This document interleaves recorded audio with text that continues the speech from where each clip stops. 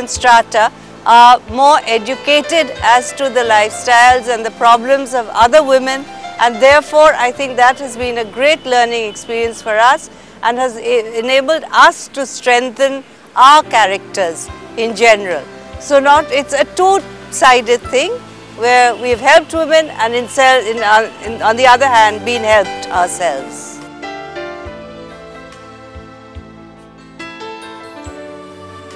The City Shandy is an award-winning project for the SI of Chennai. The City Shandy loosely means a marketplace where we thought we could provide a platform for very underprivileged women to come and display their and exhibit and sell their products. When I say products, it means things which they have made on their own.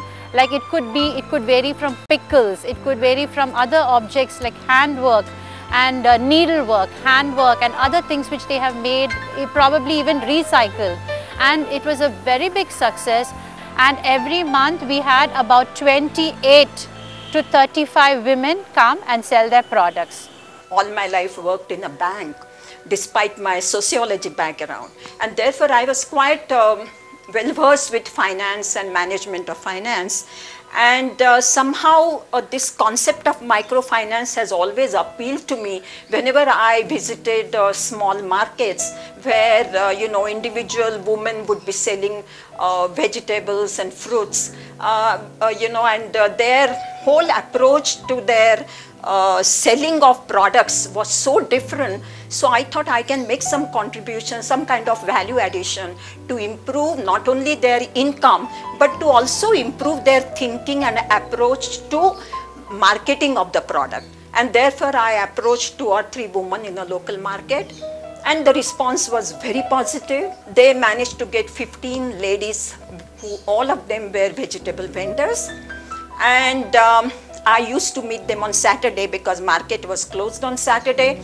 I would give them from my own source. Everybody I was giving them the money, and I used to maintain the accounts without any interest. And then I said, let me not focus on money matters, let me focus on giving certain value additions to a project by helping them to learn something about healthcare, something about management of the household, something about taking sanitation, something about cleanliness, and something about girls' education. And that was very important, and therefore our Saturdays meetings were converted from making all accounts to discussions over a period of time. And then I realized that they were interested in listening to me. Over a period of 2 years, there was some kind of awakening, and there was some kind of sensitivity which was developed towards these issues. We started the microcredit project at SI Downtown about 3 years ago. So it's now in its 3rd year, and over the years we've helped various different women to set up various small projects. This is to empower themselves both economically, and this leads also into a certain social development for them, filtering down through their families and into the community eventually at large. So what we do is actually identify certain women who are first of all interested and wanting to go into a small business of their own. We normally work through somebody who's already established in a particular area. The initial identification is done by them. We then meet these women who come across, present various projects to us. These could be a variety of different things. We've had women who have bought industrial embroidery frames so they can start an embroidery business. There's a lot of demand for that. We've had women who have set up a small tiffin business where they supply tiffin to schools. We have had women who started buying fishing nets and a certain way of catching fish along the banks of the river. Not, big time heavy duty fishing, but starting on a small scale. And we've had cycle vans, these are to ferry goods perhaps and even passengers. So we have had over 3 years, the women who have been able to take these loans from us have actually repaid these loans, and this has filtered through to the community, and various more women have come up with various other projects, different ideas of what they could then do. So as I was saying, to continue further, that once these women realize the scope of this and where it can actually get them, and they discuss within their community, they realize that yes, you know, I can also do something. Now, wouldn't you call that actually going towards leadership, going forward, trying to do something for themselves, their families, their village, their community?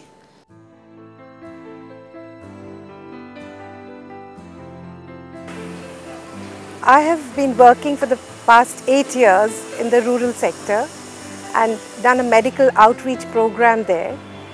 The girls and the women, initially though shy and a little recalcitrant, became more progressive as our work in the health sector began, and they came to know about the benefits of health awareness and spreading it among themselves. One of the girls that we trained, or rather a young woman who was a single parent, was hardly educated till the till the 10th. She started her studies thereafter, completing her graduation, and became a good social worker. She has become responsible to tell everybody about our various projects, whether it is a social or a medical one, or finding girls who need help in their education, who come from lower income group and are unable to pay their school fees.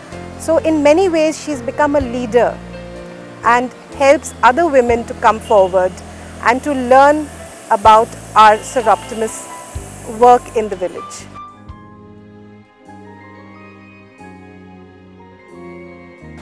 Leadership means leading from the front and supporting from the rear. My definition, I think, basically would be a woman who is self-assured, who is confident of herself and knows exactly what she wants, and therefore can form decisions and therefore lead other women forward in the process. Leadership qualities would be commitment to social work, that is important, and also rediscovering the potential within you.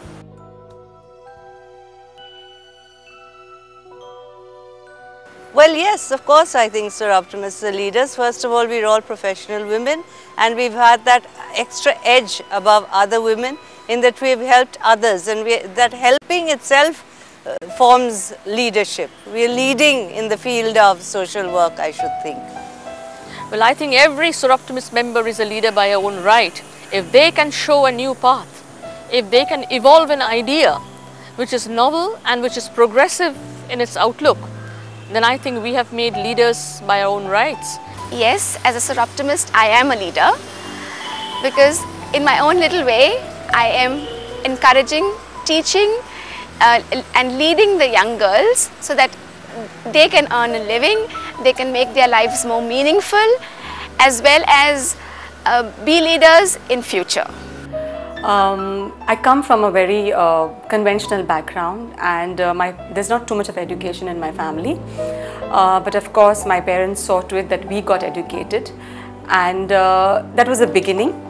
And I myself wanted to share this privilege with a lot of other people, but doing it all by myself was a little difficult, and I realized it could be best achieved in a group of like-minded people, and I thought Seroptimus was the best platform I could have. Today, I have kind of identified an inner potential in me, because I have been able to get together 30 professional women from different walks of life, and I'm able to lead the club with them, helping me in all my activities. And I never thought I would be able to do things like that. Now I think I have already been empowered, meaning that I am able to address crowds of thousands of people. For a project that I had done, we had a crowd of 5,000 people, and I was actually addressing them. I had the confidence, and that only Seroptimus has given me. I'm able to mentor, to guide women and girls and members of my club also. I find Seroptimism has given me a platform on which I could do things that I wouldn't have been able to do in my individual capacity.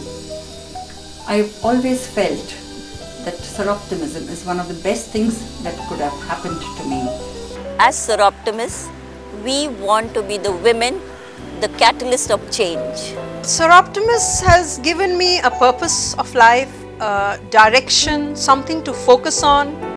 It has helped me discover the latent strengths and the talents that I have, which I think I can try and use to be a role model for the underprivileged women and girls.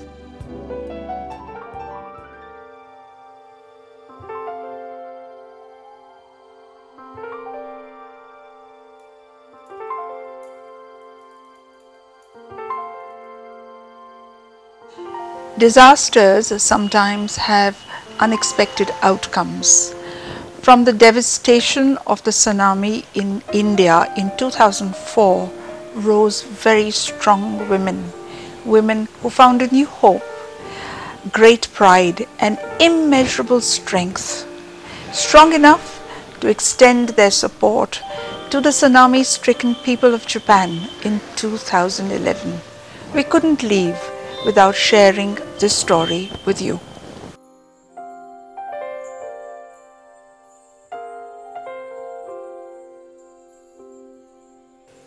When tsunami happened in India in 2004, we had opportunity to work in these tsunami affected areas, and it was mostly the women that were left behind, and they had to fend for themselves with nothing that they had.